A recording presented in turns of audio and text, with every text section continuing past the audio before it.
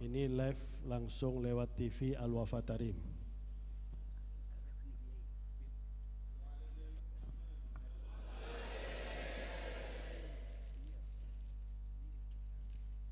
Assalamualaikum warahmatullahi wabarakatuh. Alhamdulillah waliyus salihin wa mukrim ibaduhu al-mukhlisin bima yuqarribuhum ila Allah zulfa fi sa'iri ahwalihim wa a'malihim fayakunu 'inda Allah minal maqbulin. Beliau guru kita, tamu mulia kita Habib Abdul Rahman Ali Masyhur bin Syekh Abu Bakar bin Salim, bersyukur kepada Allah Subhanahu wa taala di mana Allah dat yang melindungi orang-orang yang ikhlas dan menjanjikan untuk mereka yang ikhlas dengan pemberian-pemberian indah dan mulia dari Allah Subhanahu wa taala. نحمده الذي جمعنا وإياكم في هذا المعهد، معهد نور الإخلاص، ومع أيضا القائم عليه والمؤسس له كياي مخلصين، فجمع الله لنا الإخلاص مع أهله، ونرزق وإياكم كمال الصدق معه في كل وقت وحال وحين. Malam ini Allah mengumpulkan kita di pondok pesantren yang penuh barokah ini, Pondok Pesantren Nurul Ikhlas, bersama pengasuhnya dan para kiai yang mulia. Pengasuh pondok ini tidak asing bagi kita, Kiai Haji Mukhlas. Mudah-mudahan di tempat Pondok Nurul Ikhlas bersama Kiai Mukhlas, Allah menjadikan kita orang-orang yang ikhlas, yang jujur kepada Allah Subhanahu wa taala. Wa nusalli wa nusallim ala sayyidina Muhammad habibi rabbil alamin wa sayyidul anbiya'i wal mursalin wa ibadillahil muqarrabin was salihin was sadiqin wal mukhlisin. Salawat dan salam selalu kita tujukan kepada baginda Nabi Muhammad sallallahu alaihi wasallam, cahaya pembimbing ke jalan yang ikhlas. Wa ala alihi at-tayyibin at-tahirin wa ala ashabihi wa man tabi'ahum bi ihsan ila yaumiddin. Salawat dan salam kepada keluarga Nabi yang mulia, para sahabat-sahabat Nabi dan pengikut-pengikutnya sampai hari kiamat. Amma ba'd, فنشكر القائمين على مجلس المواصلة لعقد هذا الاجتماع وهذا الجلسة المباركة بحضور عدد من أعضاء مجلس المواصلة في هذه المنطقة في جاوا الشرقية، وأخص بالذكر من يقان منهم في رئاسة هذه المجلس ونوابهم كل باسمه، وأيضا حضور الحبايب الكرام من حضر منهم من الأعلام من الفضلاء، وحضور عدد من علماء والأجلة الذين كل منهم عضو في مجلس المواصلة. هؤلاء كلهم حضروا مع من حضر من الأحباب والطلاب، فبارك الله فيهم أجمعين وجعلنا وإياهم جميعا من المخلصين المخلصين. اللهم آمين، اللهم آمين. Beliau ucapkan ribuan terima kasih kepada pelaksana acara ini, khususnya sesepuh dari Majelis Al-Muwasalah Jawa Timur dan hadir juga sesepuh dari Majelis Muwasalah Pusat, para kiai yang mulia dan anggota Majelis Muwasalah dari beberapa daerah, dan juga hadirnya para habaib, para tokoh masyarakat, dan juga asati dan santri pondok ini. Mudah-mudahan majelis ini menjadi majelis yang membuahkan ikhlas. Allah jadikan kita orang yang ikhlas dan diikhlaskan oleh Allah. ثم أما بعد فإننا في مثل هذه الجلسة المباركة بحضور عدد مبارك من العلماء والأفاضل وطلبة العلم حينما نتذاكر في دعوة النبي محمد صلى الله عليه وسلم وهي التامة. كلما سمعنا أذان المؤذن ندب لنا أن نقرأ هذا الدعاء النبوي: اللهم رب هذه الدعوة التامة. فالدعوة تامة، وإنما حينما نتشرف بالانتساب لهذه الدعوة أو التفكير في كيف نبلغ هذه الدعوة التي هي دعوة مربوطة بتاء مربوط يخرج منها معنى آخر لا يتناسب مع أهل الإخلاص، وهي الدعوة. كيف نعرف طريق الدعوة ونجتنب طريق الدعوة؟ لأنه في العربية الدعوة داء عين واو تاء مربوطة بأهل الصدق والإخلاص، وأما الدعوة فهي داء عين واو ألف مشال مرتكز لا يقبل الانكسار ولا الافتقار ولا الإخلاص.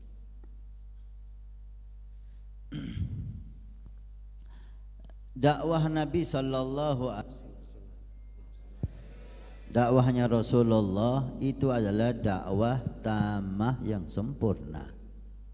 Allahumma rabba hadhihi da'watid tamah. Itu doa yang selalu kita sebutkan setelah adzan. Dakwah ini udah sempurna, di mana Nabi sallallahu alaihi wasallam membangun generasinya para sahabat-sahabat yang mulia dengan irtibat, dengan hubungan yang kuat dengan Nabi sallallahu alaihi wasallam.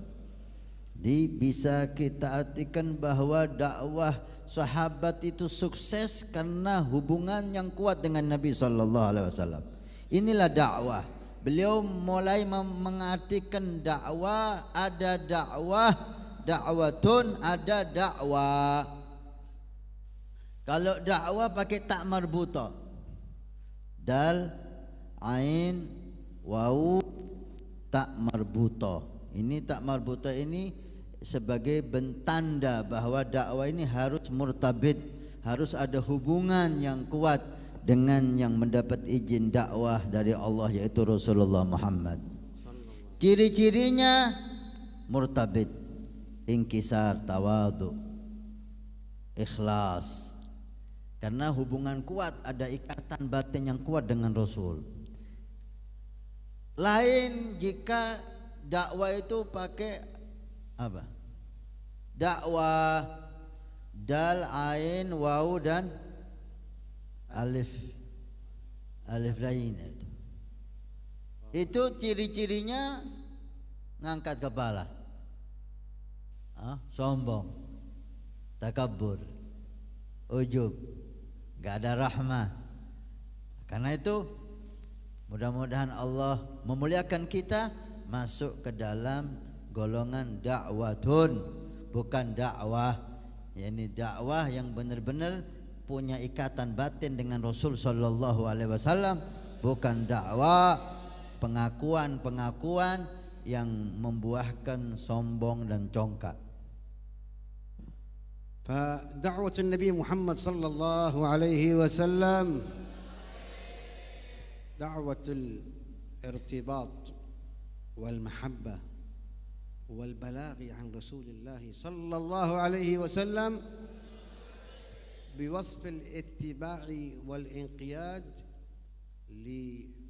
لتكوين أمة صالحة وجيل صالح يعرف كيف يسلك منهج النبي محمد صلى الله عليه وسلم في بلاغ دعوته لأمته مرتبطا بكمال الثبات والرسوخ في معاني البلاغ عن رسول الله، فهو القائل بلغوا عني، فالبلاغ عنه، لا يبلغ أحد منا عن نفسه بل يبلغ عن رسول الله. فإذا ارتبطنا برسول الله بهذا المعنى أدركنا أن أصحاب الدعوة هم أهل دعوة مرتبطة بمنهج النبي محمد صلى الله عليه وسلم متسلسلة أخذها من حين الصحابة الكرام والآل العظام ومن تبعهم من صالح الأنام إلى عصرنا، إلى أئمتنا، إلى شيوخنا، إلى قادتنا، إلى أهل الإخلاص والصدق مع الله، هي مرتبطة بهم بسند متصل مثبت لا يقبل الدعوة. Dakwah adalah tugas yang mulia bagi seseorang jika mempunyai ikatan yang kuat dengan Rasul sallallahu alaihi wasallam. Orang yang dimuliakan oleh Allah ikut di dalam membawa agama Rasul sallallahu alaihi wasallam yang mulia ini. Ketahuilah agama ini dibawa oleh Rasulullah, diteruskan oleh sahabat-sahabat Nabi, ahli bait keluarga Nabi sallallahu alaihi wasallam. Beliau semuanya itu baik sahabat maupun generasi setelahnya adalah naibah an Rasulullah, sebagai wakil dari Nabi Muhammad sallallahu alaihi wasallam.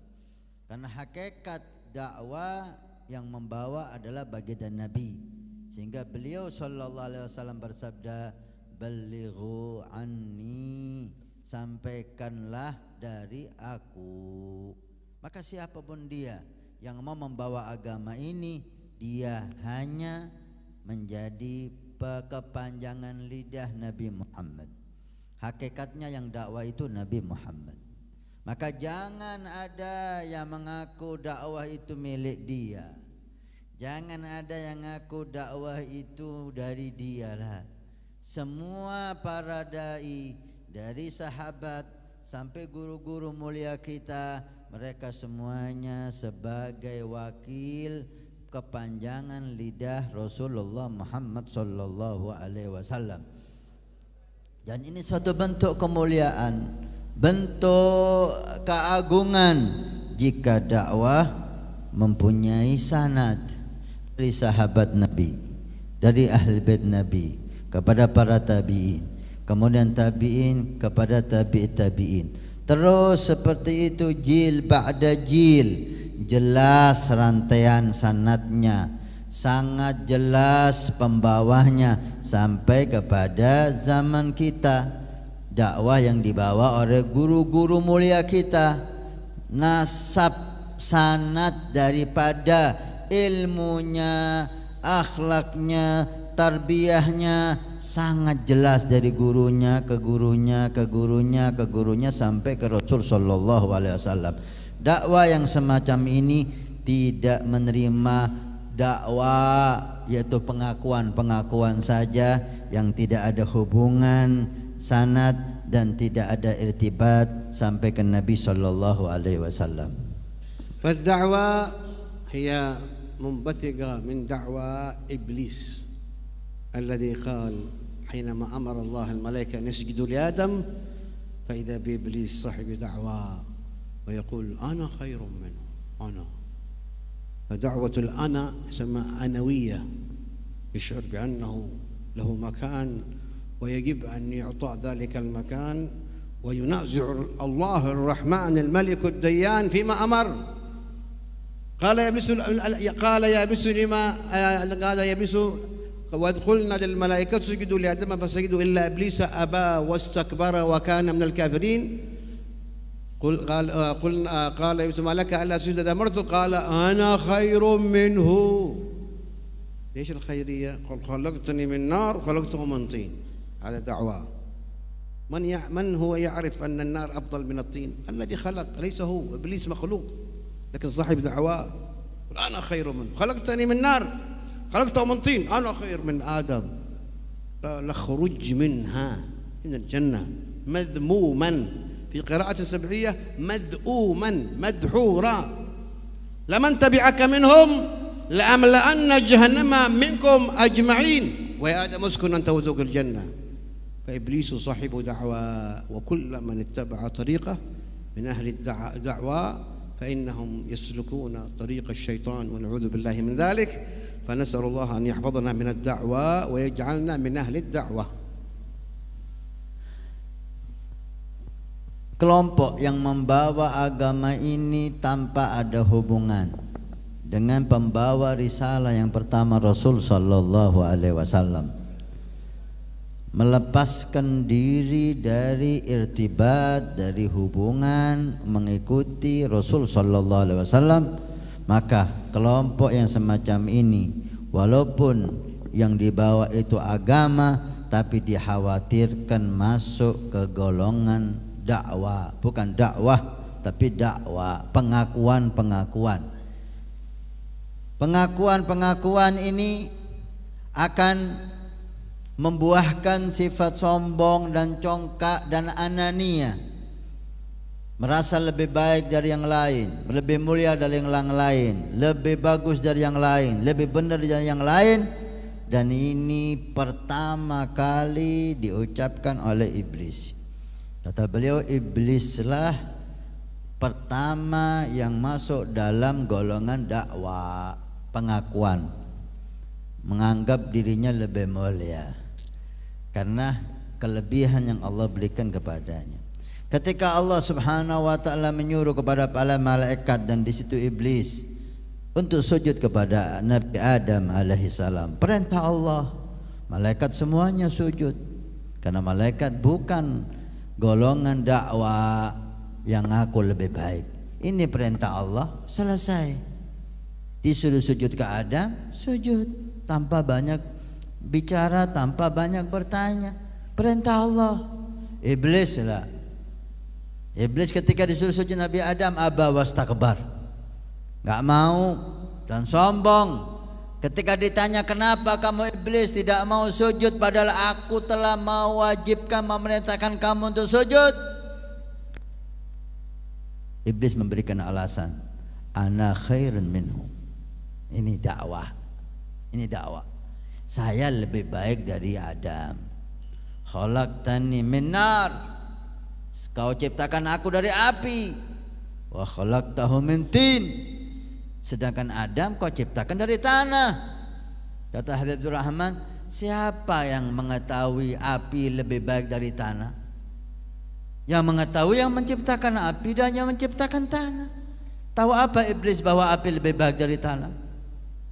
Inilah pengakuan-pengakuan, karena kelebihan yang Allah berikan kepada dia, sehingga tanpa adanya ikatan atau tawadhu, kebersihan hati, sehingga dia merasa mulia, sehingga dia merasa lebih baik, dan hasilnya dilaknat oleh Allah Subhanahu wa taala, dan semua pengikut iblis akan dimasukkan ke neraka Allah Subhanahu wa taala. Oleh karena itu, Nabi SAW mendidik sahabat-sahabatnya, guru-guru mulia kita mendidik kita supaya kita selamat dari kelompok iblis ini, di mana kelompok dakwah mengaku dirinya lebih baik dari yang lain.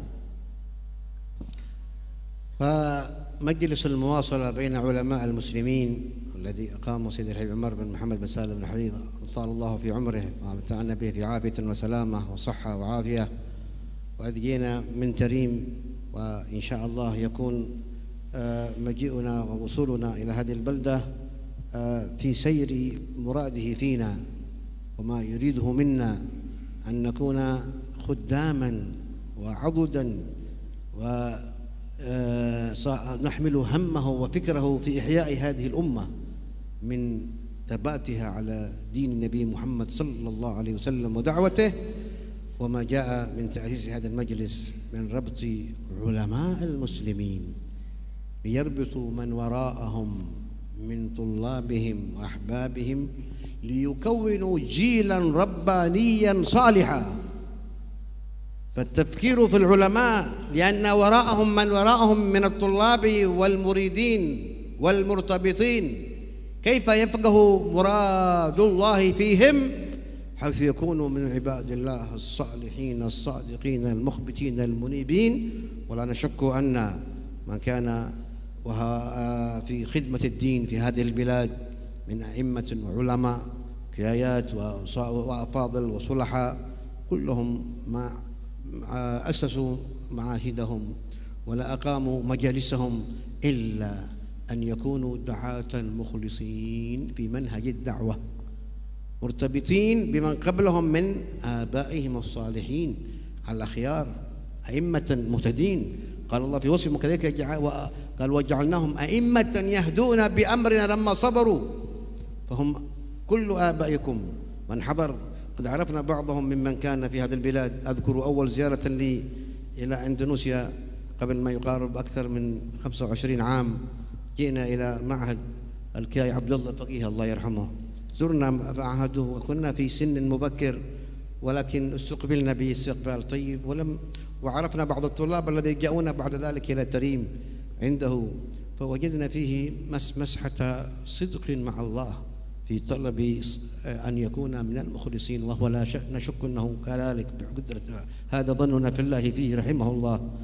ومن كان مثله في تلك الحقبة قد جاءوا زارونا مع مجلس المواصلة إلى حضرموت، ولما زاروا علمائها وزاروا بعض قبور من كان مؤلفا لبعض كتب الشافعية تدرس في معاهدهم، كمثل الإمام عبد الرحمن بن محمد المشهور مؤلف كتاب بغية المسترشدين، فهذا قبره هناك لما زاره المرحوم عبد الله الفقيه رحمه الله، وما جمعت معه من العلماء بمجلس المواصلة، قال هذا الذي نحن ندرس كتابه في معاهدنا، وجاء بارتباط ومحبة أنه ارتبط سندا ومنهجا وطريقة وولاء ومكانا وزمانا بهذا الإمام، لأنه ابنه الحبيب علي بن عبد الرحمن المشهور جد الجد محمد بن سالم بن حفيظ، وهذا سندنا إلى صاحب الكتاب عن الجد سالم بن حفيظ الآخذ عنه مباشرة. أخذ الحبيب عبد الرحمن الجد سالم بن حفيظ عن الحبيب عبد الرحمن بن محمد المشهور، وأيضا كان ابنه جدا للجد محمد بن سالم من جهة أمه. فهذه ارتباطات أهل الدعوة بمحبة وولاء وتعلق وعشق بما كان عليه أهل الإخلاص والصدق مع الله. Al-Habib Umar bin Muhammad bin Salim bin Hafid, mudah-mudahan Allah panjangkan umur dalam kesehatan yang sempurna dan bisa berkunjung kembali ke negeri yang kita cintai. Beliau membuat dengan para kiai, para ulama di Indonesia ini majlis muasalah dengan harapan bagaimana para ulama dikatakan oleh Abdul Rahman seperti pendiri pondok-pondok pesantren, pengasuh-pengasuh pondok pesantren dulu kita lihat dengan mata saya 25 tahun yang lalu ketika saya datang ke Indonesia. Waktu itu saya masih muda.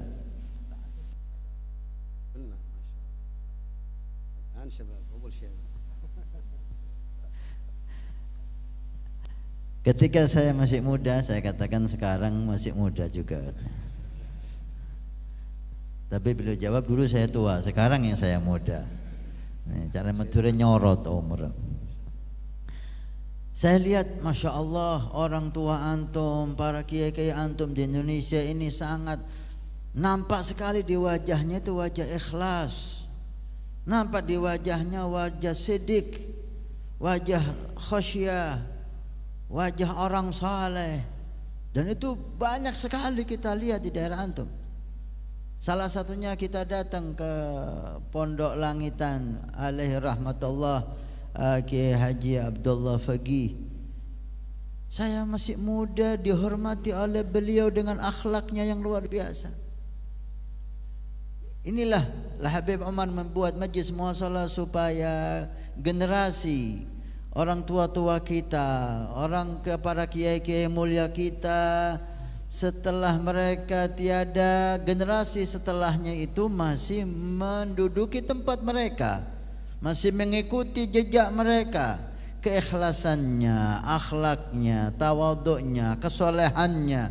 Walhamdulillah kita lihat ketika mereka datang ke Tarim, putra-putra kiai yang difasilitasi oleh majlis muasalah jazakallah khair datang ke Tarim, kita bawa berkunjung kepada para habaib, para ulama di Tarim. Saya lihat sendiri di wajah mereka begitu gembira, begitu tawadhu, begitu ada cinta, ada ta'aluk. Di antaranya kita ziarah ke Habib Abdul Rahman al-Masyhur, pengarang kitab Bughyah Mustarsyidin, di mana Habib Abdul Rahman Masyhur ini pengarang kitab Bughya Mustarsyidin, ada ikatan dari Habib Abdurrahman ini yang sangat kuat. Pertama, kakeknya Habib Salim bin Hafid. Habib Salim bin Hafid santri langsung Habib Abdurrahman Al-Masyhur. Itu yang pertama. Yang kedua, nenek beliau, istri daripada Habib Muhammad bin Salim bin Hafid, ayah dari Habib Umar. Habib Muhammad bin Salim, kakek beliau. Habib Muhammad bin Salim, istrinya cucu Habib Abdurrahman Masyhur. Jadi ngambil dari kakeknya santri, ngambil dari neneknya, termasuk kakeknya, orang tua daripada istri Habib Muhammad bin Hafid. Kakek beliau adalah keturunan Habib Abdurrahman Masyhur. Ketika ziarah kepada Habib Abdurrahman Masyhur dan dikatakan ini kuburan Habib Abdurrahman Masyhur, ziarahnya waktu itu hari Jumat bersama ayahanda beliau yang mulia Al-Arif Billah Al-Habib Ali Masyhur alaihi rahmatullah wa nafa'ana bihi. Ketika dijelaskan ini Habib Abdurrahman Masyhur, pengarang Bughya Mustarsyidin, Masya Allah, langsung cinta, ta'alluq nampak di hatinya. Ini pengarang kitab yang kita baca di Jawa, ini pengarang kitab Bughya Mustarsyidin yang menjadi kitab muqarrar dan menjadi rujukan para ulama, para asatid, para santri di Jawa. Nampak sekali mahabbah, nampak sekali ta'alluq, nampak sekali ikatan batin. Inilah tujuan majlis muwasalah, di antara tujuannya mengikat jil. هكذا فيا لك من آباء